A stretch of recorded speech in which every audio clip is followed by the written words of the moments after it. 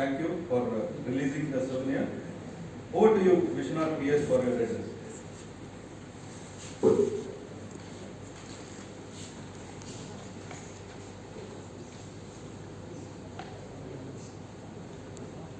Good morning. Actually, I think it was about a month ago when I got a call from MN Boy, and he was talking about Swarnapal. And for me, I think it was such a pleasure. I always love to come to Manglore, and I just need a reason, right? And the reason is the best days of my life, as a teenager, I spent in Manglore. I did my schooling in Villa Grace, and then I joined Kendra College, and then I had the fortune of pursuing chartered accountancy. I did my articleship with Ganesh and Sudhir. And if I reflect back on the, today if I am the person I am, and if I reflect back on what are some of the reasons that I am existing here, it's perhaps that phase of life when I learned a lot of things, And for me, I think it's about, Mr. Arun Singh talked about Manglore, the lovely beaches and then the people, the warmth you all bring.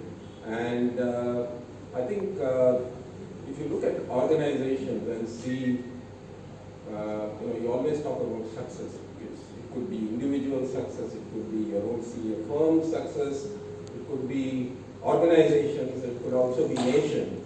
One single denominator that determines success is the way it's financial success, right? It's about GDP, or it could be about EBITDA, or it could be about a firm's growth. So as CAs, we are in such a noble profession that we actually contribute or even determine if an organization is succeeding or not. So I think that is human service for the country, for our own firms, our own organizations. So I think I feel very proud, and it has got to do with something in this place. It could be the water or the soil. We have brilliant people coming out of this place, and if you look at the number of educational institutions that are around here, my daughter just completed her engineering in NIT Surat. So I think amazing place, 750 members, 3,500 members, 750 members are qualified. I think contribution from this place to the country is immense. So I think from that perspective, celebrating 50 years is a huge achievement. You all should be proud of. I'm proud of being part of this city as well, right? I'm perhaps an odd man out here. A lot of people here practicing. I decided to pursue my path in corporate, right? And I work for a company called Randstad. This is actually a Dutch company. Our headquarters is in Netherlands. We are in 38 countries. And the business we are in is HR services. And for me, I think two things I'm very passionate about. One is finance, second is people, right? And if you look at organizations today, you can talk about assets. I have technology, I have market share, I have so many things. But fundamental for measuring success, again, is the people, right? Because great people make great organizations. So for me, I think I was very fortunate to have worked in companies like General Electric, GE, Motorola, 5 years of Six Sigma. So I learned quite a few things along with my background in finance, which really helped me grow in the corporate ladder. Randstad is in the placement industry. So we are into both temporary staffing and also permanent placement. So we place people in companies. We also keep 65,000 people in our roles. We put them to work every day. So for me, I think what drives me is the purpose of the company.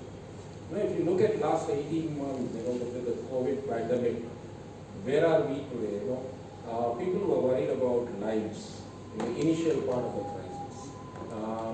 And then we moved to livelihood. A lot of people lost jobs. They saved lives, but they lost jobs. But you need to really take care of your family. You need to be able to kind of live a decent life. So the focus shift to livelihood. So great thing is our economy is rebounds. In spite of the COVID second wave, we see a tremendous amount of growth that's happening. Personally, I see the IT sector booming, the retail coming back. So we are seeing a lot of positive trends, and Randstad as such is also growing phenomenally, right? So now the focus is shifting to lifestyle. People are getting bored, sitting at home in front of a machine. So now I think the focus is, how can I be more, how can I go and watch a movie, or how can I go and meet a few colleagues? So I think it's changing and it's evolving, right? Now, I want to actually tell you a story. I left Manglore, I joined corporate. It was my third year in the job, and I obviously was a young finance guy, had a lot more hair then. But at that time we did not have so much of automation. I remember there were huge machines in our desktops. I used to have a branch information system. Somebody used to get data in a 3.5 or a 5.5 inch floppy, send it to our corporate office, we had to upload it. The floppy got corrupt, send me one more copy. That's how we operated. And then it was Wipro G, that's where I was working. So Wipro was a listed company. And if you are a listed company, you need to actually publish your results quicker. So there was my colleague in my team who was actually responsible for bank reconciliation. And in a corporate, when you are large, you can have pages and pages of bank statement and those familiar ticks you got to do to reconcile, right? And it used to take, people were sitting for 12, 14, 16 hours doing bank reconciliation. And then there was this CFO who walked in and he saw all of us sitting late and he said, "What are you guys doing?" Right? And they said, "We're doing bank reconciliation." And then the CFO said, "Why should you reconcile? Your books are right. If the bank wants to reconcile, let them do it." Right? To me, it looked like a ridiculous joke at that time. Right? Why would a bank come and reconcile your books? You got to get your books audited, it's your responsibility. That's how it has been always. But today, if you see, banks actually offer bank reconciliation as a service. You are able to match all your payments, and then they give you this as a service. There is so much of digital advancements that banks have been able to make. The reason why I'm saying this is there is a digital tsunami out there, right?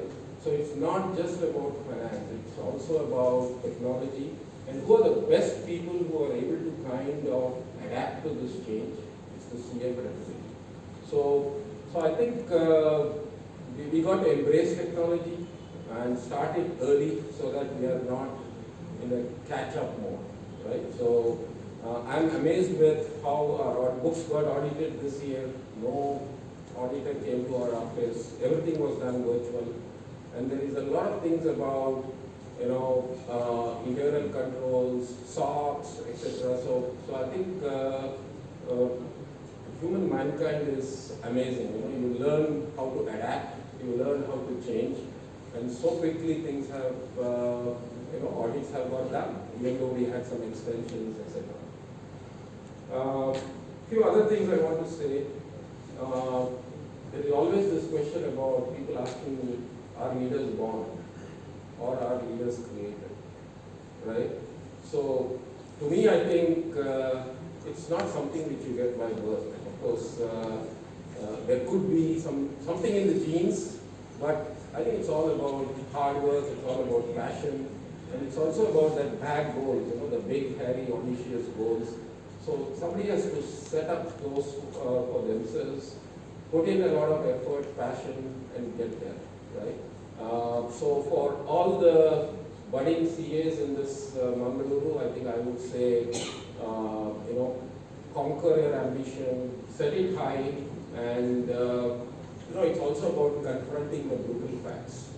Sometimes it's important that you look in the mirror and say, okay, what am I good at and what am I missing?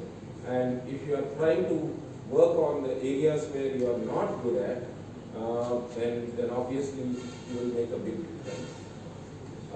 Finally, I think it's surviving versus thriving, right? Now, surviving is where you're scared, you're fear. I think 18 months, what's going to happen? Nobody is opening up. My business is down. So you always get into a little bit of a shell. You want to really kind of protect. But then in thriving, I think you are thinking about, okay, this is not just for me, it is for everybody. Not just in India, it's also across the world. So it's a level playing field. So how can I thrive in this situation? So to me, and in corporates, I think I drive this, it's all about your mindset, right? So if you go into survival mode, you're going to react very differently. But if you're going to be in a thriving mode, the way you think, the way your body language, the way you operate is going to be entirely different. So I would say we should always look at that mindset and that belief that, okay, things will change, because I think human mankind is pretty strong, so we can face anything on earth, and it's just a matter of time. Lastly, I read books, management books, and one book which is written by Jim Collins. It's called Good to Great. Right? It's an excellent book. And if you open the first page, it says, "Good is the enemy of great." Right? It's a fantastic statement, because most often we settle for good. Right? And when you settle for good, what you get could be mediocre. Right? So you always look for, aspire for something which is great and work towards that. There are three things which the book talks about. How can you transform a company from good to great? It's about three fundamental things. One is you need to have disciplined people, and this is for all organizations, no matter you have a firm or a company or whatever size. I think you need to have disciplined people. And discipline is about, the daily rhythm. Getting up at 5 in the morning. I do that. You can get up at 7 as well. But then it's about maintaining that rhythm and starting with a purpose. What do I want to achieve today? So it's all about that positive, thinking in your mind. The next one is about disciplined thoughts, right? Disciplined thoughts is about, maintaining that rhythm. I want to meet my team. I want to do a few things. So it's about getting organized and structure your brain so that you can do things in a very different way. And then the last thing is about disciplined actions. And actions is about execution, right? What I see is a big knowing, doing gap, right? We all know the thoughts are great, I want to achieve this, I want to do this, but when it comes to actions, we don't actually follow. There is a little bit of lethargy or complacency that sets in. So I would encourage all of you to kind of focus on that, always look for something which is great, and I really look forward to this branch growing from strength to strength, and producing a lot more CAs and making our community much more stronger. Thank you so much. Great pleasure being with you all today.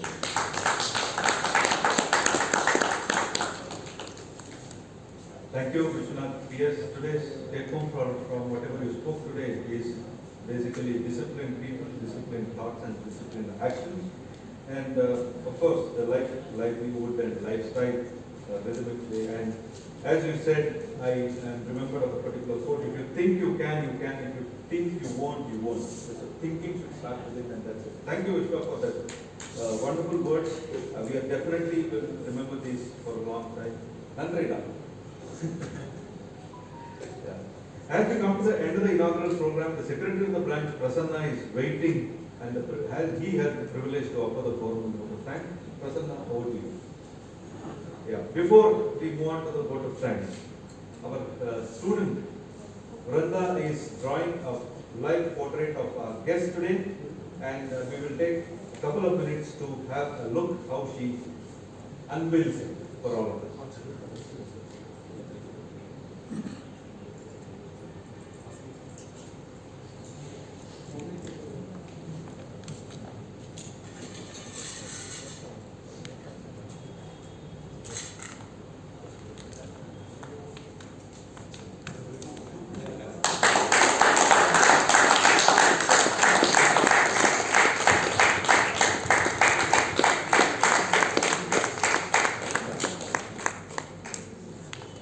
We have the pleasure, before I move on to the vote of thanks, we have the pleasure of presence of our SIRC chairman, Jalapati. I request Jalapati ji to speak a few words.